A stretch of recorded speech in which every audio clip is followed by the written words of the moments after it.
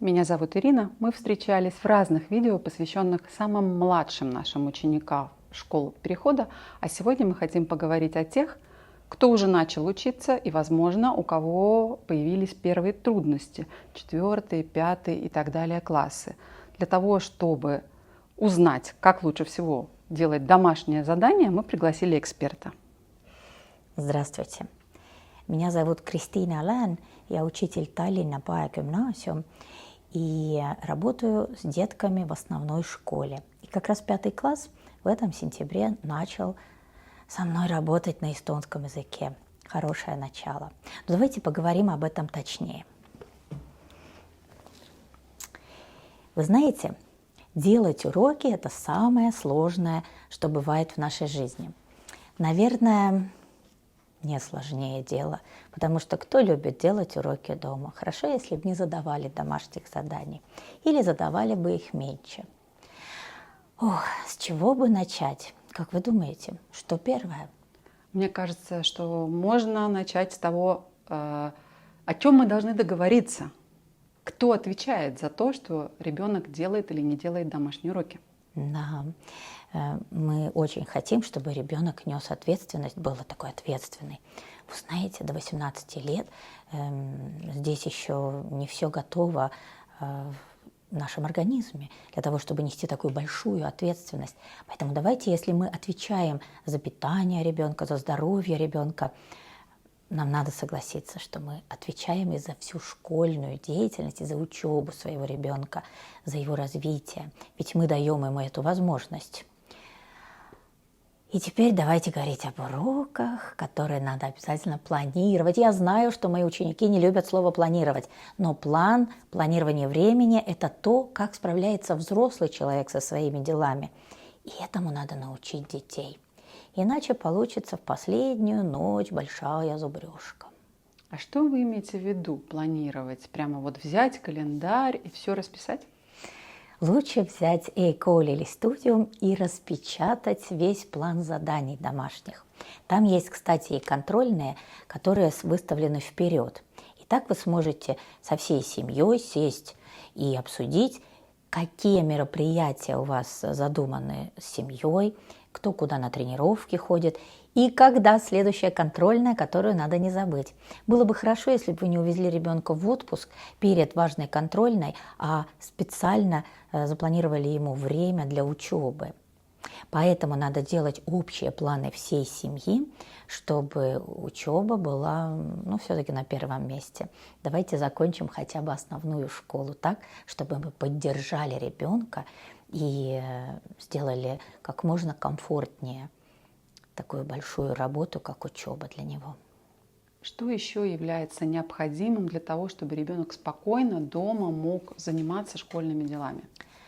Вы знаете, я буду сейчас тоже непопулярна, но это среда. И это тихая среда. Это среда, где ребенок может сосредоточиться. Он не может это сделать, если он находится в детской вместе с другими детьми, которые бегают, играют здесь. Он не сможет это сделать, если играет телевизор, радио, в наушниках какая-то музыка, песня со словами. Если музыка спокойная, джаз, классическая, которая ему нравится, может быть, но вообще-то мозг нуждается в тишине. Мозг нуждается в такой поддержке, чтобы обратить внимание на исследуемое или изучаемое. Так что давайте сделаем ребенку максимально комфортную среду, что не значит, что он должен у вас сидеть за столом, как в школе. Быть может, ему легче выучить стихотворение, когда он двигается, может быть, даже на улице, когда он отбивает ритм, когда он использует какие-то принадлежности, а может быть, прорисовывает, может быть, делает какие-то заметки. Научите ребенка делать визуализацию текстов, заданий, прорисовывайте, сделайте схему, что, куда, откуда. Дайте ему такую, какую-то ключи, которые можно использовать для решения той или иной задачи. Потому что просто смотреть текст и понять, что там написано, а потом еще и функциональное чтение, задачи по математике, Это очень сложно. Разбейте это на части, визуализируйте, обсуждайте. Может быть, у папы одно мнение, у мамы другое мнение. Задача может не получиться, и никто ее не сможет решить. И придется обращаться к учителю или к репетитору, но будьте все вовлечены. Но это не значит, что вы должны делать все за ребенка. Давайте договоримся, что все легкое, что ребенок может сам, он делает сам без вашего участия. Но он знает, договорите, поэтому нужны договоренности, что он знает, что вы всегда придете на помощь, если ему это надо, что он может к вам обратиться за помощью, и там не будет критики и предложений на тему, что «ну как же ты не помнишь, мы вчера об этом говорили». Да, не помнит, не должен помнить. Раз пришел спросить, помоги, повтори, потому что иногда приходится повторять больше, чем 10 раз, и значит придется, значит надо, значит это ребенку надо. Вы же знаете своего ребенка лучше любого взрослого. Вы знаете, что он любит, как он реагирует в той или иной ситуации. И если вы видите, что ребенок напряжен и в очень таком стрессовом состоянии из-за одного или другого упражнения, сделайте сразу паузу. Больше 30 минут не давайте ему сидеть за уроками.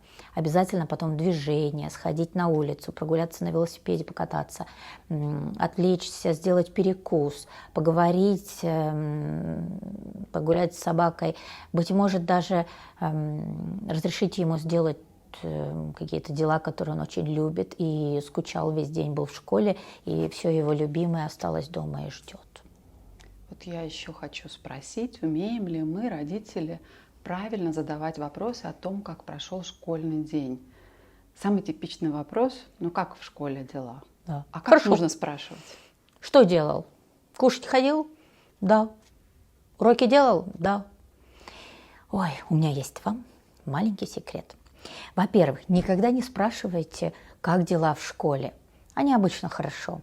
Спросите, что он чувствовал. Какое было настроение, с кем он общался, какой был вкус еды. Такие вещи, которые бы были про ребенка, про то, как у него там внутри.